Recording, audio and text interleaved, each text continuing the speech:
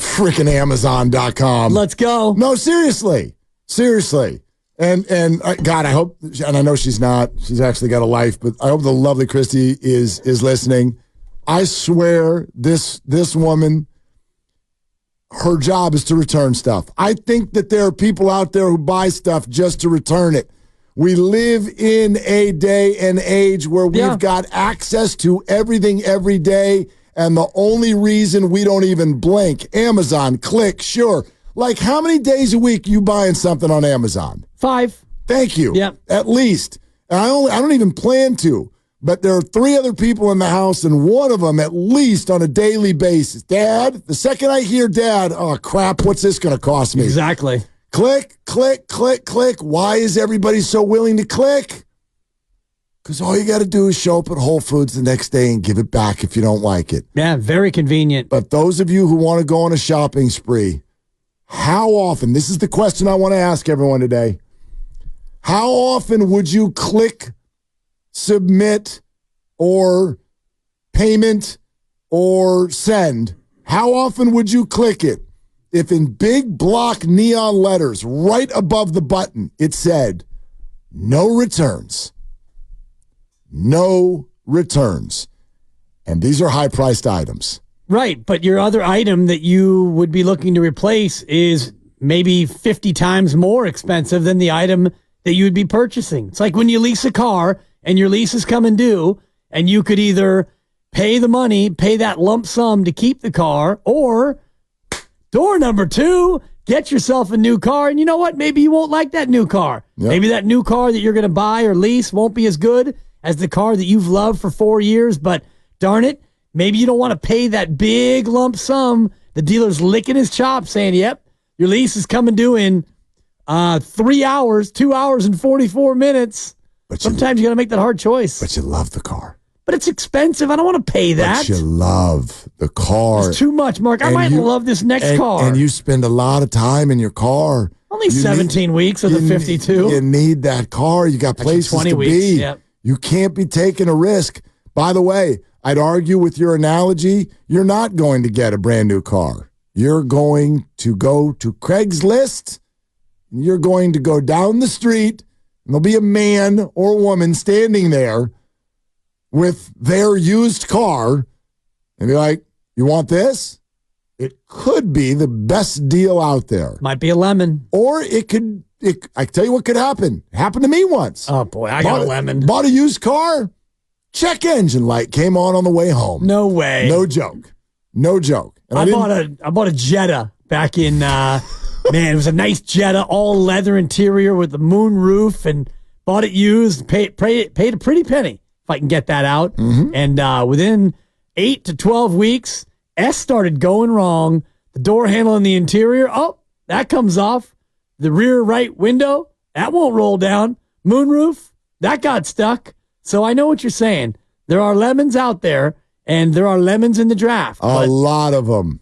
A lot. There's draft, also some peaches. The draft is a minefield. It is a total minefield. And you've got to walk through it, and which is what fascinates me every single year, because so many of us line up because you're excited. Can you imagine? Can you imagine being excited to walk through a minefield? Be a thrill. I mean, no, look, it's not life or death, so you're not actually going to die, but this is a metaphoric minefield for a football team. And for my taste, way too many people are willing to walk the minefield as opposed to, like, I love, here's the other thing I love. Wow, gosh, you can't pay everybody. Well, you kind of can. I mean, you're the San Francisco 49ers. You're worth $1 bajillion. The salary cap's going up every year. Don't buy this whole, like, oh, God, but Brock Purdy. Yeah, Brock Purdy, right. He's going to get paid. He's not going to get paid right away. And there are different ways to structure this whole thing. Same way they're doing with everybody else. We sat here yesterday and went, Amon-Ra, 4 years, $120 million and 77 guaranteed? Actually, no, $35 million guaranteed. Yep. Guaranteed at signing, the real guarantee. Funny money. You want to talk about Tim Roy now. The true manipulation sensation Cha-ching! that is available to teams, especially those like the Niners who do it well. You can move this, that, and the other around. Are you kicking the can down the road a little bit? Sure, which is, by the way, what you do when you're in a Super Bowl window. The number of people, for my taste, who are willing to take the unknown over the sure thing is wild. Absolutely wild. When you were, a nose hair away from winning the Super Bowl and have very little reason why you couldn't be that and do that again this year. Give me the known thing. I'm not even terribly comfortable with this new report that now has Deebo Samuel involved in these conversations. But you're more comfortable because you were going to move off him next year most likely anyway. I'm more comfortable because he's going to be 30, because he misses a lot of games, and because with the presence of Christian McCaffrey, his role has been diminished already anyway. Yes, absolutely I'm more comfortable with it. I'm not comfortable with it. I'm more comfortable with it. Right. But if you sign Brandon Ayuk, then that might hinder your chances of keeping Christian McCaffrey, who, some reports are starting to emerge that he might want to have his deal reworked. That wasn't a report. That was a wondering aloud by Mike Florio on our morning show. Yeah. That was just wondering aloud. I wonder if Christian McCaffrey, totally fair to wonder. Even though he's at the top of the market for running back, he was a top 5. He was higher than your quarterback in the MVP race. He's underpaid. Right. He is NFL underpaid. He's wildly important. He's probably the most important member of your offense outside of your quarterback. Oh, many would argue that he's the most important. Right, and I would put Trent Williams in that same conversation, and maybe they draft Trent's replacement here within the next 5 hours. Stay tuned to our great draft show with Mark, Evan, and Sterling. Full breakdowns on every pick. I look forward to that. Who knows? If the Niners are trading Ayuk and or Deebo, they might get a pick in before you and I leave the air. That would be dramatic, because I don't think that we're going to get more than 4, maybe 5 picks. Well, 5. Because it's a 10-minute clock, right? Is that right, Grandy? 10 minute? First round, 10-minute clock. And when does it actually start? Like, is that 5 when they put someone on the clock, or do they not put them on the clock until they've done a pregame? Yeah, maybe we don't get a pick until like 5:15. Yeah, so 5:15 and then 5:20. But somebody might not take their full allotment. Well, I wonder how long Chicago drags out the opener. Seriously, because guys. it's they've already admitted that they know what they're doing, and I think that he's it's minus 10,000 or something that he's the first pick. He's the first pick. So you got to bet like 10,000 to win $1, which in most casinos won't book more than like 1,000, so you can win 10 cents. Caleb Williams, hit or miss? Caleb Williams is going to be a miss. You think? I'm just not sold on. And again, on... the definition of that is that the Bears will not sign him to a second contract. Sure. And what you said before about him, and it's not about him, it's about the team. A lot of this, when it comes to the quarterback, is so situational. And we can look at Brock Purdy and we can say, we can now say that Brock Purdy's a good quarterback. It's fair to say. But he also is, and this is not a detriment to Brock, he's benefiting from the coach, the talent around him, and the system. All those things have helped him have a better start to his career than if he were a fill in the blank, if he were a Jaguars, or if he was a Panthers, if he was a Bears, if he was a... Pick whatever drag of the bottom team you want. If he was on that team, it's less likely that he would have this good of a career. You know what's funny? It's not just Brock, as it turns out. It's all 49ers. I didn't realize this till this morning. I'm on the Golden Gate Bridge, and I'm listening to Bonte and Joe. I came in way early this morning.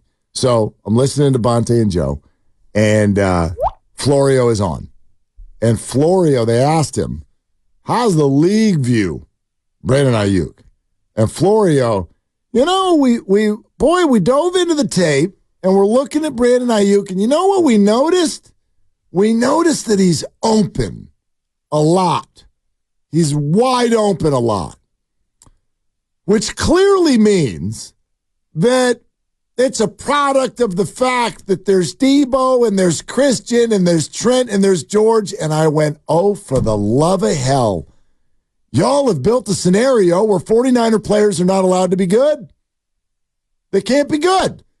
Anytime you see any of them do anything good, you're like, well, there's good players everywhere. Oh, it's Kyle, too. It's Kyle. And oh, by the way, the defense put him in good position. And I mean, have we really reached this point? 49er players are not allowed to be good. Every single one of them is just a product of their environment and the system and all the good that's around him, how often can you say, well, all of these players are good, so that means that each individual is not? Wait a minute. You can't say both. Right. Or like, I thought that Brock Purdy was good because he's got Ayuk and Debo. Well, now Ayuk is only good because it's like... The whole thing is complementary. The whole thing has... Well, you've built a vortex where no one can individually succeed. Right. And that's... If you have that opinion, I think you're missing the mark, because for me, all these players are talented, but they are more talented, A, when playing with each other, and B, when playing for an offensive mastermind. I don't think that you can look at Shanahan and what he does to scheme people open and say, well, Ayuk would be equally open on a team with a lesser scheme, a lesser offensive line, and a lesser quarterback. And that's where I look at this quarterback question about bust or no bust, because if Mac Jones was a Niner instead of Trey Lance, and Mac Jones was the quarterback here, he would have been a better quarterback than he was in New England with lesser talent and a lesser offensive mind. I agree with that. And so, I agree with that, but would he have been a good quarterback? I think he would have been better. Would he have been an extension would quarterback? He have been, yeah, exactly. Would he have been a hit as opposed to a miss?